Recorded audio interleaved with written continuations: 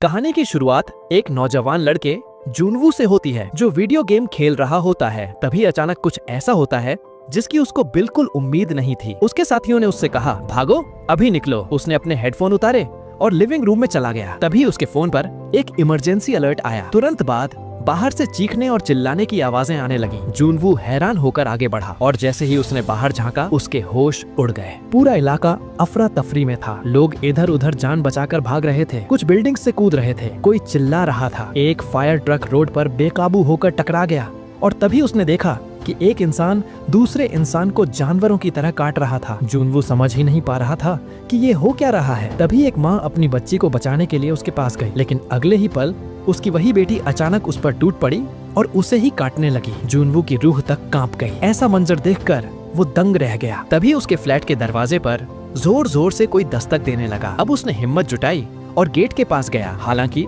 उसे वहाँ कोई भी दिखाई नहीं दिया, इसलिए उसने दरवाजा खोल दिया। तभी एक आदमी जोर से अंदर घुस आया। दरअसल वह जुनवू का पड़ोसी था। जुनवू ने उसे फौरन जाने को कहा, लेकिन पड़ोसी ने कहा कि क्या मैं तुम्हारा टॉयलेट यूज कर सकता हूँ। जुनवू ने झिझकते हुए हाँ कर दी। तभी उसकी नजर टीवी पर पड़ी, जिस पर दिखाया जा रहा था कि एक खतरनाक वायरस पूरे शहर में फैल रहा है और इससे इन्फेक्टेड लोग ज़ॉम्बी में कन्वर्ट हो जाते हैं। यह सुनते ही जुनवू ने तुरंत एक तेज चाकू उठाई और जैसे ही वो पीछे मुड़ा, उसका पड़ोसी खड़ा था।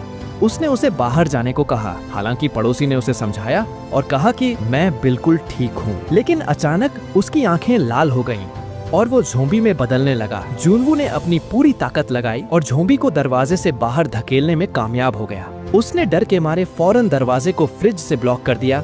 इसके बाद उसने घबराकर अपनी फैमिली को कॉल किया, पर किसी ने भी कॉल नहीं उठाया। उसे अपने मम्मी पापा की चिंता होने लगी। अब कुछ देर बाद उसे एक मैसेज रिसीव हुआ जो उसके मम्मी की तरफ से था। उन्होंने कहा कि हम बिल्कुल सेफ हैं, तुम घर से बाहर मत निकलना और रेस्क्यू का इंतजार करना। अब यह पढ़कर उसे थोड़ी राहत तो मिली, पर डर अब भी कायम था। जुनवू को नहीं पता था कि उसे कितने समय तक टिके रहना होगा। उसने अपने पास मौजूद थोड़े खाने पीने के सामान को अरेंज किया। अगली सुबह उसने ड्रोन की मदद से बाहर की सिचुएशन पता करने का फैसला किया। उसने पाया कि पूरा मोहल्ला पूरी तरह से ज़ॉम्बियों से भरा हुआ था। हर मंजिल, हर घर में ज़ॉम्बी थे। रात में जुनवू को गोलियों की आवाजें सुनाई दी, जिसे देखने के लिए वो बालकनी के पास गया। पता चला कि एक महिला पुलिस ऑफिसर बिना डरे अकेले ही ज़ॉम्बियों के झुंड से लड़ रही थी। हालांकि उनकी फौज के सामने वो ज्यादा देर टिक नहीं सकी और उनका शिकार बन गई। तभी अचानक उसने अपने पीछे दरवाजे पर जोरदार धमाके की आवाज सुनी। जुनवू डर से कांपते हुए धीरे धीरे एक बैट पकड़े हुए आगे बढ़ा। एक ज़ॉम्बी उसके घर में घुसने में कामयाब हो गया था। वह जल्दी से दौड़कर गया और अपनी पूरी जान लगाकर फ्रिज को धक्का देने लगा, लेकिन वह ज़ॉम्बी इतना पावरफुल था कि किसी भी पल वो अंदर आ सकता था। इसी बीच जुनवू के दिमाग में एक आइडिया आया। वह सीधा बालकनी की ओर भागा और रेलिंग पर चढ़ गया। अब जैसे ही ज़ॉम्बी उस पर झपटा, उसने तुरंत छलांग मार दी। ज़ॉम्बी भी उसके पीछे कूद पड़ा। हालांकि जुनवू चालाकी से रेलिंग पर लटककर बाल बाल बच गया। हालांकि फ्रिज में रखी खानों का भी नुकसान हो चुका था। खुद को छिपने के लिए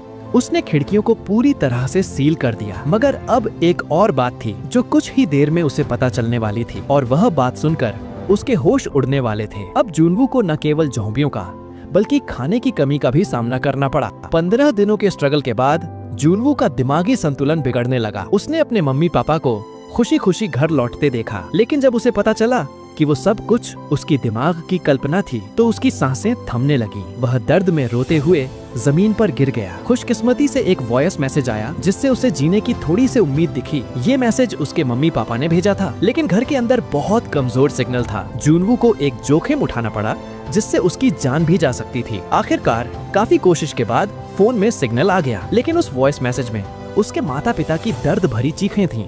दरअसल ज़ॉम्बियों ने उन पर हमला कर दिया था। यह सुनकर जुनवू अंदर से टूट गया। जुनवू का दिल अब मौत की तरह ठंडा था। उसे लगा कि अब उसकी जिंदगी का कोई मतलब नहीं। जुनवू ने अब अपनी जीवन को खत्म करने का फैसला ले लिया। हालांकि जैसे ही उसने कुर्सी को लात मारी, एक लाल रोशनी अचानक उसके चेहरे पर पड़ी। जुनवू हैरान था, क्योंकि उसे यकीन नहीं था कि अब भी कोई जिंदा है। जैसे तैसे करके उसने खुद को छुड़ाया, जिसके बाद उसने अपने सामने के अपार्टमेंट में देखा कि एक सुंदर लड़की उसे इशारा कर रही थी। जुनवू के लिए ये किसी चमत्कार से कम नहीं था। इस दौरान लड़की ने उसे बताया कि वे अगली सुबह 7 बजे अपनी बातचीत जारी रखेंगे। पर जब जुनवू की आंखें खुली तो उसने पाया कि पहले ही 11 बज चुके थे। शुक्र है यूबिन उसे लगातार देख रही थी। उसने देखा कि जुनवू की भूख से तबीयत खराब हो रही थी। उसने एक रस्सी बांधने के लिए एक बेसबॉल का इस्तेमाल किया और उसे जोर से फेंका, लेकिन दूरी का अंदाजा थोड़ा गलत हो गया। खुशकिस्मती से जुनवू के पास ड्रोन मौजूद था। उसने बिना समय गवाए ड्रोन के जरिए दोनों अपार्टमेंट को एक रोपवे से कनेक्ट कर दिया, जिससे उनका आइडिया काम कर गया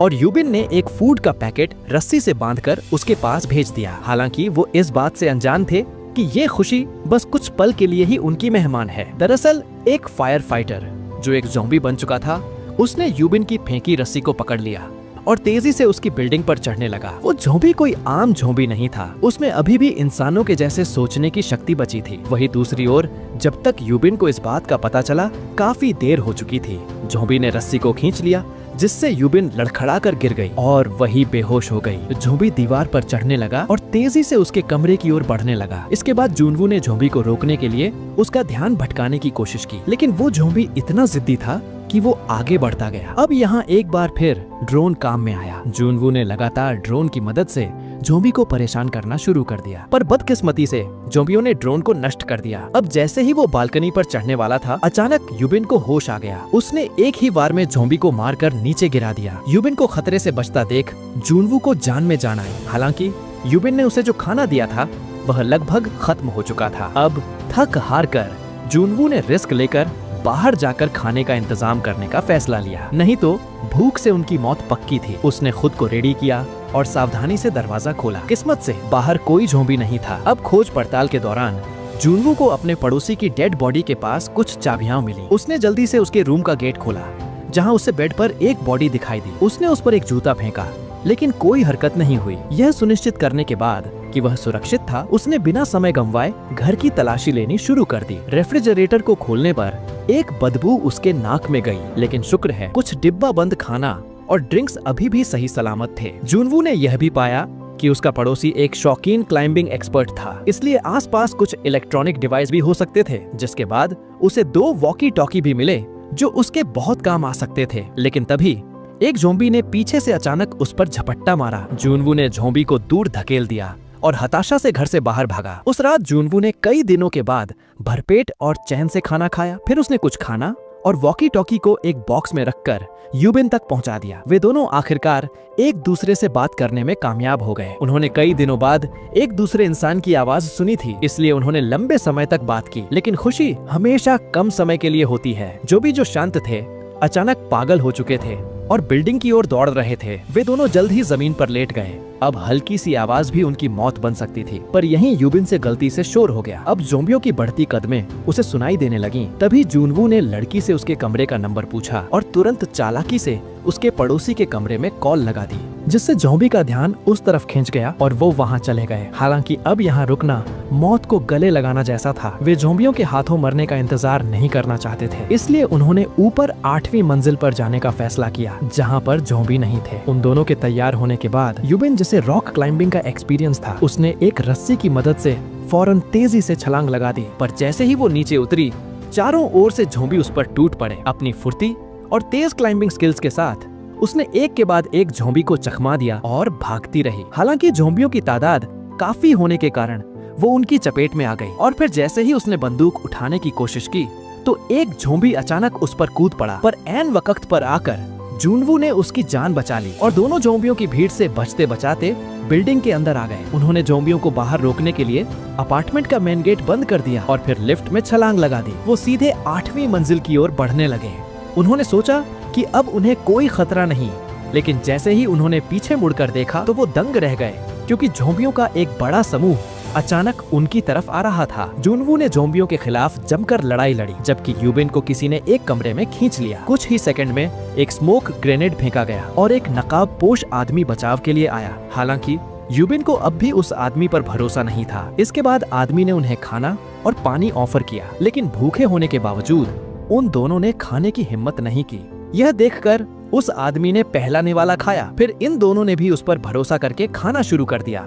फिर उसने उन्हें बताया कि मेरे पास बहुत सारा खाना है और रेस्क्यू टीम के आने तक तुम यहाँ रुक सकते हो। रेस्क्यू टीम के बारे में सुनकर उन दोनों की आंखों में चमक लौट आई। काफी समय के बाद उन्हें अंत में जाकर जिंदा रहने की उम्मीद दिखी, लेकिन किससे पता था कि आगे उनके साथ क्या होने वाला है। जब तक यूबिन को कुछ गलत होने का एहसास हुआ तब तक बहुत देर हो चुकी थी। जुनवू अचानक गिर पड़ा। अब यहाँ ये खुलासा होता है कि ये रूम तो उस आदमी का है ही नहीं और उसने उनके खाने के साथ छेड़छाड़ की है, जिससे यूबिन भी बेहोश हो गई। अब आदमी ने उन्हें बांधना शुरू कर दिया और फिर यूबिन को घसीटता हुआ एक कमरे में ले गया जहां एक झोंबी भी बंधा हुआ था। रस्सी का दूसरा छोर आदमी के पास था। अब यहाँ इस आदमी का असली चेहरा सामने आता है कि वो झोंबी और कोई नहीं बल्कि उसकी अपनी पत्नी थी और वह अब भी उससे बहुत प्यार करता था और उसे खोना नहीं चाहता था। इस वजह से जब भी उसे भूख लगती वह जीवित इंसानों को उसके सामने परोस देता और ऐसे ही यहाँ रहने वाला परिवार भी इसका शिकार हो चुका था। आदमी ने धीरे धीरे रस्सी को ढीला करना शुरू कर दिया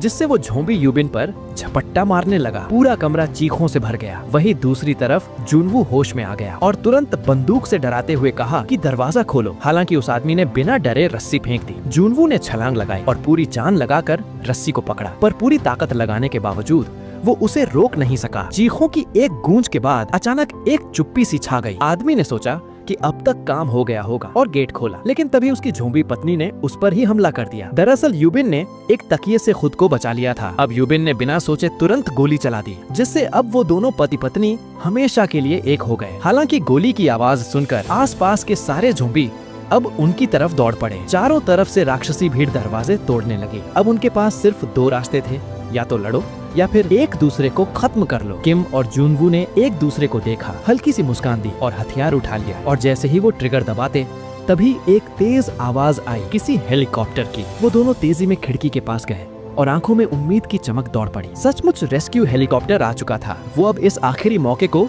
अपने हाथ से जाने नहीं देना चाहते थे, इसलिए फौरन भागे और ज़ॉम्बीज़ को चकमा देते हुए छत पर पहुंच गए। जुनवू ने रास्ते में पड़ी साइकिल ज़ॉम्बीज़ के बीच फेंक दी और ऊपर पहुंचते ही गेट बंद कर दिया। पर तभी उन्होंने देखा कि ज़ॉम्बी ने गेट को भी तोड़ दिया है। अब उन्होंने मान लिया कि अब उनकी मौत बिल्कुल पक्की है। पर तभी खुशकिस्मती से हेलीकॉप्टर ने उन्हें देख लिया और चारों ओर फायरिंग शुरू कर दी। आखिरकार दोनों को बचा लिया गया।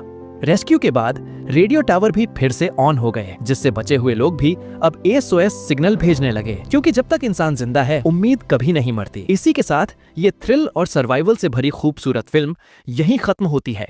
तो दोस्तों